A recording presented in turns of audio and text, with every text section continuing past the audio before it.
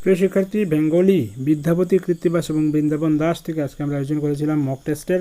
তো সেই টেস্টের আনসারগুলো আমরা দেখে নিচ্ছি, তারপর আমরা মেটেরিয়ালগুলো দেখে নেব কোন মেটেরিয়াল থেকে পড়তে হবে এবং কীভাবে সেগুলো পড়তে হবে। যারা টেস্টে 7টা প্রশ্ন আছে, যারা আমি আনসার বলার আগে আপনি নিজে দেওয়ার চেষ্টা করুন উত্তর। যারা অ্যাপসে রয়েছেন তারা তো মক টেস্ট দিয়েছেন, অ্যাপসের মাধ্যমে পরীক্ষা দেওয়ার পর জেনে নিয়েছেন কীভাবে কত মার্কস পেয়েছেন, ঠিক আছে। আর যারা ইউটিউবের মাধ্যমে ভিডিওগুলো দেখছেন তারাও নিজেকে টেস্ট নিয়ে নিন। হ্যাঁ, প্রথম প্রশ্ন যে অভিনব জয়দেব গ্রন্থের রচয়িতাকে, কৃত্তিবাস ওঝা, সুনির্মল বসু, বৃন্দাবন দাস নাকি বিদ্যাপতি? তার আগে আপনাকে কিন্তু বিদ্যাপতি, কৃত্তিবাস ওঝা এবং বৃন্দাবন দাস সম্পর্কে ইন ডিটেল পড়াশোনা করতে হবে, নাহলে তো সবগুলো উত্তর পারবেন না। ওকে, তো কৃত্তিবাস অভিনব জয়দেব গ্রন্থের রচয়িতা হচ্ছেন বিদ্যাপতি। যাদের আমার আনসারের সঙ্গে সঠিক হয়েছে তারা তো পেয়ে গেছেন মার্কস। দেখুন, নিজেকে যাচাই করুন। 2 নম্বর, চৈতন্য ভাগবতের রচয়িতাকে? আপনার আনসারটা কী হবে? মুকুন্দরাম চক্রবর্তী নাকি বৃন্দাবন দাস নাকি রামপ্রসাদ সেন নাকি উপরের কোনোটি নয়? চৈতন্য ভাগবতের রচয়িতা, হ্যাঁ, চৈতন্য ভাগবতের রচয়িতা হচ্ছেন বৃন্দাবন দাস। 3 নম্বর, খেলন কবি কে? কোন কবি নিজেকে খেলন কবি হিসেবে উপস্থাপিত করেছেন? রামপ্রসাদ সেন, বৃন্দাবন দাস, বিদ্যাপতি নাকি কৃত্তিবাস ওঝা? তো খেলন কবি বিদ্যাপতি নিজেকে খেলন কবি হিসেবে উপস্থাপিত করেছেন। খেলন কবি হচ্ছেন বিদ্যাপতি। 4 নম্বর, কৃত্তিবাস কবি এ বঙ্গের অলঙ্কার, কে বলেছেন? কৃত্তিবাস কবি এ বঙ্গের অলঙ্কার কথাটি কে বলেছিলেন? মাইকেল মধুসূদন দত্ত, পণ্ডিত ঈশ্বরচন্দ্র বিদ্যাসাগর, রবীন্দ্রনাথ ঠাকুর নাকি বৃন্দাবন দাস? তো কৃত্তিবাস কবি এ বঙ্গের অলঙ্কার, এই কথাটি বলেছিলেন Michael Madhusudan Dutta. Option A হচ্ছে সঠিক উত্তর। 5 নম্বর, বিদ্যাপতি কোন ভাষায় ব্রজবুলি ভাষা, মৈথিলি ভাষা? বিদ্যাপতি কোন ভাষায় পদাবলী রচনা করেছিলেন? বিদ্যাপতি ব্রজবুলি ভাষায় পদাবলী রচনা করেছিলেন। আনসারটা হচ্ছে ব্রজবুলি ভাষায় পদাবলী রচনা করেছিলেন। ওকে। 6 নম্বর, এ সখী হামারি দুঃখের নাহি ওর, এ ভরা বাদর মাহ, ভাদর শূন্য মন্দির মোর। ওকে, এ সখী হামারি দুঃখের নাহি ওর, এ ভরা ভাদর শূন্য মন্দির মোর। পদগুলিতে কী ধরনের রসের প্রাচুর্য পরিলক্ষিত হয়? এই পদগুলিতে কী ধরনের রস রয়েছে? প্রেম রস, বিরহ রস, ছলনা রস নাকি শৃঙ্গার রস? তো সেটার আনসার হচ্ছে শৃঙ্গার রস। অপশন ডি হচ্ছে সঠিক উত্তর। 7 নম্বর, লাস্ট কোয়েশ্চেন। বাংলা সাহিত্যে প্রথম অনুবাদ রচনার কৃতিত্ব কার? কৃত্তিবাস ওঝা, কাশিরাম দাস, বিদ্যাপতি, বৃন্দাবন দাস? কোনটা হচ্ছে সঠিক উত্তর? তো বাংলা সাহিত্যে প্রথম অনুবাদ রচনার কৃতিত্ব হচ্ছে কৃত্তিবাস ওঝার। ওকে, তো এইগুলো হচ্ছে আজকের আমাদের মক টেস্টের সঠিক উত্তর। নিজে যাচাই করে নিয়ে যদি থাকেন 7-এর মধ্যে কত পেয়েছেন এবং আপনার ইমপ্রুভমেন্ট কী বা আপনি কতটুকু কী করতে পেরেছেন সেটা জেনে গেছেন।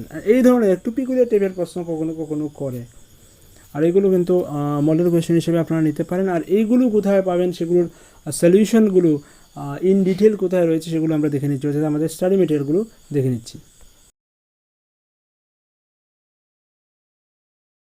আপনি যদি আমাদের চ্যানেলে নতুন হয়ে থাকেন, এখনও সাবস্ক্রাইব করেননি, তাহলে SM10 টিউটোরিয়াল ইউটিউব চ্যানেলটাকে সাবস্ক্রাইব করে নোটিফিকেশন এনেবল করে রেখে দিন এবং প্রতিটা ভিডিও ডেসক্রিপশন চেক করবেন, কারণ সেখানে ইনফরমেশন দেওয়া থাকে।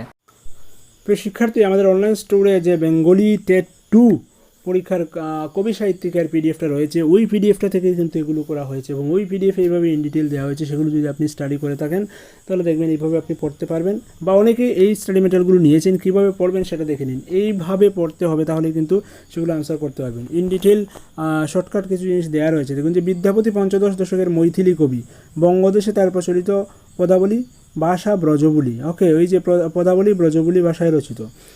বইতে দেখবেন যে শুধুমাত্র কোয়েশ্চেন আনসার কয়েকটা দিয়ে দিয়েছে, সেগুলো থেকে হবে না। ইন ডিটেল ওনাদের সম্পর্কে জানতে হবে, কারণ কোথা থেকে কী প্রশ্ন করবে সেটা বোঝা মুশকিল। ওকে, তো এখানে যেমন পদাবলী কোন ভাষায় রচিত প্রশ্ন করা হয়েছিল, সেটা দেখতে পাচ্ছেন যে ব্রজবুলি ভাষায় রচিত আছে।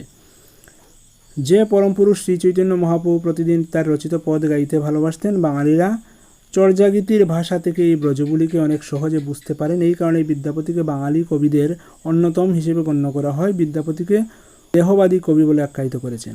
এখান থেকে প্রশ্ন হতে পারে যে দেহবাদী কবি কাকে বলা হয়? দেহবাদী কবি কাকে বলা হয়? সেটা হচ্ছে বিদ্যাপতিকে দেহবাদী কবিও বলা হয়। বিদ্যাপতির সম্পর্কে সম্যক পরিচয় রয়েছে সেখানে। দেখুন যে বিদ্যাপতি জন্ম হয়েছিল 1352 মধুবনী বিহারে, মৃত্যু হয়েছে 1448 সমস্তিপুর জেলাতে, সমাধিস্থল রয়েছে জনকপুরে। উনি কী ছিলেন? পেশায় ছিলেন লেখক এবং কবি।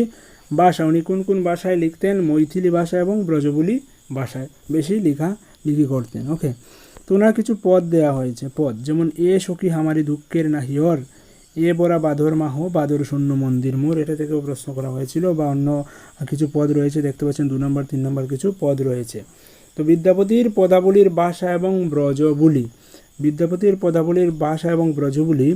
মিথিলার কবি বিদ্যাপতি, মিথিলার কবিকে মিথিলার কবি বিদ্যাপতি, মিথিলার কবি বিদ্যাপতি ঠিক কোন ভাষায় তার পদাবলী রচনা করেছিলেন তা এক দুরূহ সমস্যার সৃষ্টি করেছে।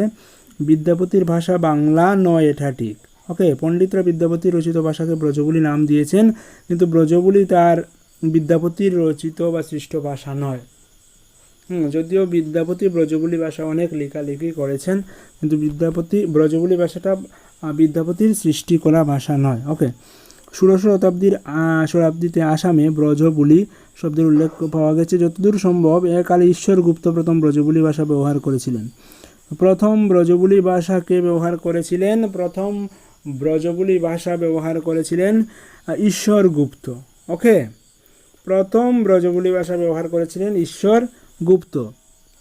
তবে একথা বাংলাদেশে কাব্যরসিক জনসাধারণের মুখে এবং ভাষাটি দীর্ঘদিন ধরে প্রচলিত হয়ে এসছে। একসময় বাঙালির বিশ্বাস করত ব্রজবুলি ব্রজ অর্থাৎ বৃন্দাবনের ভাষা, এবং এও ধারণা ছিল যে বৃন্দাবনের রাধাকৃষ্ণ এবং তাদের সখীরা এই ভাষাতেই কথা বলতেন, কিন্তু এটা ভুল। ওকে, বৃন্দাবনের স্থানীয় মানুষ যে ভাষায় কথা বলে তা একটি জীবন্ত এবং লৌকিক ভাষা, তার নাম হচ্ছে ব্রজ ভাষা। এটি সৌরসেনী অপভ্রংশের বংশজাত। অপরদিকে পদাবলীর ব্রজবুলি ভাষা মাগধী অপভ্রংশ থেকে জন্ম নিয়েছে। এটি কৃত্রিম ভাষা। বৈষ্ণব পদাবলী সাহিত্যে এবং ওই জাতীয় সাহিত্য ছাড়া অন্য ব্যবহারে এগুলো দেখা যায় না। ব্রজবুলি ভাষার ভিত্তি মৈথিলি ভাষা, ব্রজবুলি ভাষার ভিত্তি মৈথিলি ভাষা। ওকে, তো ব্রজবুলি ভাষা প্রথম কে ব্যবহার করেছিলেন? ব্রজবুলি ভাষা প্রথম ব্যবহার করেছিলেন ঈশ্বর গুপ্ত। ব্রজবুলি ভাষা প্রথম ব্যবহার করেছিলেন ঈশ্বর গুপ্ত। পদাবলী কোন ভাষায় রচিত ছিল? পদাবলী রচনা করা হয়েছিল ব্রজবুলি ভাষায়। তবে বিদ্যাপতি সম্পর্কে আরও কিছু ডিটেল রয়েছে। স্বয়ং শ্রীচৈতন্যদেব যার পদাবলী পড়ে বুধ হয়ে থাকতেন, তিনি মৈথিল কুকিল ও অভিনব জয়দেব অভিধায় খ্যাত। ওকে, ওনাকে মৈথিল কুকিলও বলা হয়। আচ্ছা, বিদ্যাপতির পিতার নাম গণপতি। বিদ্যাপতির কৌণিক উপাধি ঠক্কর বা ঠাকুর। হরপতি, নরপতি, বাচ্চপতি নামে তার 3 পুত্রের কথাও জানা যায়। বিদ্যাপতির নিজ প্রতিভার গুণে মিথিলা রাজবংশের রাজা কীর্তিসিংহের পৃষ্ঠপোষকতা লাভ করেন। এছাড়া রাজা শিবসিংহ, রাজা দেবীসিংহ এবং রানী লক্ষ্মী দেবীর পৃষ্ঠপোষকতায় বিদ্যাপতি মৈথিল, সংস্কৃত এবং অবহট্ট ভাষায় বহু পদ রচনা করেন। বিদ্যাপতি ব্রজবুলি ভাষা ছাড়াও কিন্তু মৈথিল ভাষা, সংস্কৃত ভাষা এবং অবহট্ট ভাষায় বহু পদ রচনা করেছিলেন। বিদ্যাপতি কোন রাজার পৃষ্ঠপোষকতায় কী কী রচনা করেন সেগুলো দেখুন। যে কীর্তিসিংহের পৃষ্ঠপোষকতায় কীর্তিলতা রচনা করেন। দেবসিংহের পৃষ্ঠপোষকতায় ভূ পরিক্রমা রচনা করেন। শিবসিংহের আমলে রচনা করেন কীর্তি পতাকা। কীর্তি পতাকা। তো এখানে দেখুন যে কীর্তিলতা হয়েছে কীর্তিসিংহের আমলে, শিবসিংহের আমলে হচ্ছে কীর্তি পতাকা, পুরাদিত্যের আমলে হচ্ছে লিখনাবলী, ভৈরব সিংহের আমলে দুর্গাভক্তি তরঙ্গিনী, নরসিংহের আমলে দানবাক্যবলী, পদ্মসিংহের আমলে শৈব সর্বস্বহার। আচ্ছা, তো সবগুলো লাগবে না, এই প্রথম 3টা দেখে নিলেই হবে। এই দুটো থেকে একটু কনফিউশন হয়। কীর্তিসিংহের আমলে কীর্তি লতা এবং শিবসিংহের আমলে কীর্তি পতাকা, এগুলো মনে রাখলে হবে। এবং দেবসিংহের আমলে ভূ পরিক্রমা। এবং এই যে গ্রন্থগুলো কোন গ্রন্থে কী রয়েছে সেগুলো কিন্তু দেয়া আছে। বিদ্যাপতির রাধাকৃষ্ণ বিষয়ক পদের সংখ্যা 500-এরও বেশি। বিদ্যাপতির পদে শৃঙ্গার রসের প্রাচুর্য পাওয়া যায়। এই যে প্রশ্ন করা হয়েছিল বিদ্যাপতির যে পদগুলো, একটা পদ দেওয়া হয়েছিল, পদ দিয়ে বলেছিল যে ওইখানে কী রসের প্রাচুর্য পরিলক্ষিত হয়। ওইখানে বলা হয়েছে যে বিদ্যাপতির পদে শৃঙ্গার রসের প্রাচুর্য পরিলক্ষিত হয়। ওকে, বিদ্যাপতি নিজেকে কীর্তিলতা গ্রন্থে খেলন কবি বলেছেন। খেলন কবি বলে কে নিজেকে আখ্যায়িত করেছেন? সেটা হচ্ছে বিদ্যাপতি। সমাজ জীবনে বিদ্যাপতির পদগুলি গুরুত্ব অপরিসীম। বিদ্যাপতির দুর্গা ভক্তি তরঙ্গিনী বইতে দুর্গাপূজার নিয়মকানুন রয়েছে। ভূ পরিক্রমাতে জমি পরিমাপ সংক্রান্ত নিয়মকানুন রয়েছে। গঙ্গা বাক্যবলিতে গঙ্গা তীরবর্তী তীর্থ মহিমার কথা জানা যায়। ওকে, বাংলা সাহিত্যে বিদ্যাপতির এই যে রচনা সেগুলোকে অন্তর্ভুক্ত করা হলো কেন? বিদ্যাপতি তো বাংলা ভাষায় লিখেননি, উনি ব্রজবুলি, মৈথিলি এইসব ভাষায় লিখেছেন। তাহলে বাংলা সাহিত্যে আমাদের বাংলা পেপারে কেন আমরা সেগুলো শিখব?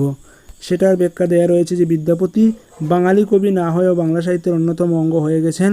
তখনকার দিনে বাংলা এবং মিথিলা ছিল পূর্ব ভারতের সংস্কৃতি চর্যার অন্যতম পীঠস্থান। বাংলাদেশের ছাত্ররা ন্যায়শাস্ত্র অধ্যয়নের জন্য মিথিলায় যেত এবং বিদ্যাপতির পদগুলি হৃদয়ে ধারণ করে আনত। এভাবেই বাংলা সাহিত্যে বিদ্যাপতির অন্তর্ভুক্তি ঘটেছে। দ্বিতীয়ত, বিদ্যাপতির পদে মধুর রসের বিচিত্র অভিব্যক্তি বাঙালির হৃদয়কে আকৃষ্ট করেছিল। তৃতীয়ত, বিদ্যাপতির ব্রজবুলি ভাষা সুধীজনের দৃষ্টি আকর্ষণ করেছিল।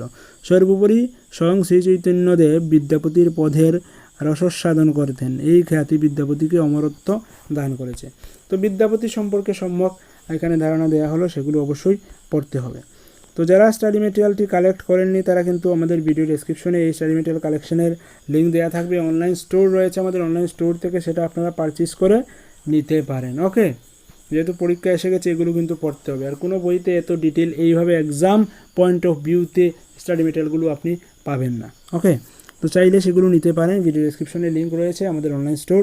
তাছাড়া ওইখানেও দেখতে পাচ্ছেন আমাদের অনলাইন স্টোর SMTN টিউটোরিয়াল, আর সেটা হচ্ছে instamojo/smtn_tutorial। সেখান থেকে আপনি পেয়ে যাবেন, যেগুলো ডেসক্রিপশনেও লিঙ্ক দেওয়া থাকবে। ওকে, চাইলে সেখান থেকে পারচেস করে নিতে পারেন। তো বৃন্দাবন দাস সম্পর্কে সম্যক ধারণা ওইখান থেকে পেতে পারেন যে বৃন্দাবন দাস একজন মধ্যযুগীয় এবং পদাবলী সাহিত্যের বিখ্যাত কবি। তো পদাবলী সাহিত্যের বিখ্যাত কবি হচ্ছেন বৃন্দাবন দাস। জন্ম হচ্ছে 1507, মৃত্যু হচ্ছে 1559। উনি ছিলেন বর্ধমানের কাছে দেনুর গ্রামে 16 শতকের শুরুতে জন্মগ্রহণ করেন। তার রচিত শ্রী চৈতন্যদেবের জীবনী চৈতন্য ভাগবত সবচেয়ে পুরানো, যা বৈষ্ণব সমাজে বেদব্যাস হিসেবে বিখ্যাত। বৃন্দাবন দাসের চৈতন্য ভাগবত। ওকে, তার রচিত গোপিকামোহন কাব্য এবং বৈষ্ণব সমাজের আদরের বক্তা তিনি। কৃষ্ণ কর্ণামৃত টিকা, নিত্যানন্দ যুগলাষ্ঠক, রসকল্প সারস্তব, রামানুজ গুরু পরম্পরা প্রভৃতি কয়েকটি সংস্কৃত কাব্য রচনা করে যশ লাভ করেন। তো এই যে কাব্যগুলোর নাম রয়েছে, কৃষ্ণ কর্ণামৃত টিকা, নিত্যানন্দ যুগলাষ্ঠক, রসকল্প সারস্তব, এইগুলোর রচয়িতাকে, সেগুলো বৃন্দাবন দাস। এখান থেকে যে কোনো একটা তুলে দিতে পারে যে তার রচয়িতাকে, তো সেগুলো আপনাকে জানতে হবে। ঠিক আছে, তারপর আরও রয়েছে যে চৈতন্য ভাগবতের রচয়িতাকে। চৈতন্য ভাগবতের রচয়িতা হচ্ছেন বৃন্দাবন দাস। বা গোপিকামোহন কাব্যের রচয়িতা হচ্ছেন বৃন্দাবন দাস। বৃন্দাবন দাস পশ্চিমবঙ্গের নবদ্বীপ অঞ্চলে, আচ্ছা এগুলো লাগবে না, কোথায় জন্মগ্রহণ করেন এগুলো লাগবে না। সাহিত্যকর্মগুলো আমাদের ভালো করে দেখতে হবে। বাংলা ভাষায় রচিত চৈতন্য মহাপ্রভুর প্রথম পূর্ণদৈর্ঘ্য জীবনী চৈতন্য ভাগবত। বাংলা ভাষায় চৈতন্য মহাপ্রভুর প্রথম পূর্ণদৈর্ঘ্যের জীবনী চৈতন্য ভাগবতের রচয়িতা হচ্ছেন বৃন্দাবন দাস। ওকে, তারপর একই রকমভাবে কৃত্তিভাস ওঝা সম্পর্কে ডিটেল আপনি পাবেন। আচ্ছা, কৃত্তিভাস ওঝা সম্পর্কে কিছু প্রশ্ন আমরা দেখে নিচ্ছি। তো প্রথম প্রশ্ন হচ্ছে যে বাংলা সাহিত্যে প্রথম অনুবাদ কাব্যের রচনার কৃতিত্ব কার? তো বাংলা সাহিত্যে প্রথম অনুবাদ রচনার কৃতিত্ব হচ্ছে কৃত্তিভাস ওঝার। কৃত্তিভাস ওঝার অনুদিত গ্রন্থটির নাম কি? সেটা ছিল শ্রীরাম পাঁচালী। কৃত্তিভাস তার কাব্যের কাহিনী কোথা থেকে গ্রহণ করেছেন? বাল্মীকি রামায়ণ, দেবী ভাগবত, স্কন্দপুরাণ, পদ্মপুরাণ, মার্কণ্ডেয় পুরাণ প্রভৃতি দেখে কৃত্তিভাস তার কাব্যের কাহিনী রচনা করেছিলেন। কৃত্তিভাস রামায়ণে কয়টি কাণ্ডে বিভক্ত? কৃত্তিভাস যে রামায়ণ রচনা করেছিলেন সেটা 60টি কাণ্ডে বিভক্ত। কৃত্তিভাসের পিতার নাম কি? বনমালী ওঝা। কৃত্তিভাসের পুঁথি ছাপা হিসেবে প্রথম কোথা থেকে বের হয়? শ্রীরামপুর মিশন থেকে, উইলিয়াম কেরির উদ্যোগে 1802-3 সালে সেটা বের হয়। মূল রামায়ণের রাম কৃত্তিবাসী রামায়ণে কিসে পরিণত হয়েছিলেন? মূল রামায়ণের রাম কৃত্তিবাসী রামায়ণে কিসে পরিণত হয়েছিলেন? সেটা হচ্ছে ভক্তের ভগবানে পরিণত হয়েছিলেন। কৃত্তিবাসের উল্লেখ আছে কোন বৈষ্ণব গ্রন্থে? জয়ানন্দের চৈতন্য মঙ্গল গ্রন্থে কৃত্তিবাসের উল্লেখ রয়েছে। চৈতন্য পূর্ব যুগের একজন রামায়ণ অনুবাদকের নাম কি? চৈতন্য পূর্ব যুগের একজন রামায়ণ অনুবাদকের নাম হচ্ছে কৃত্তিবাস ওঝা।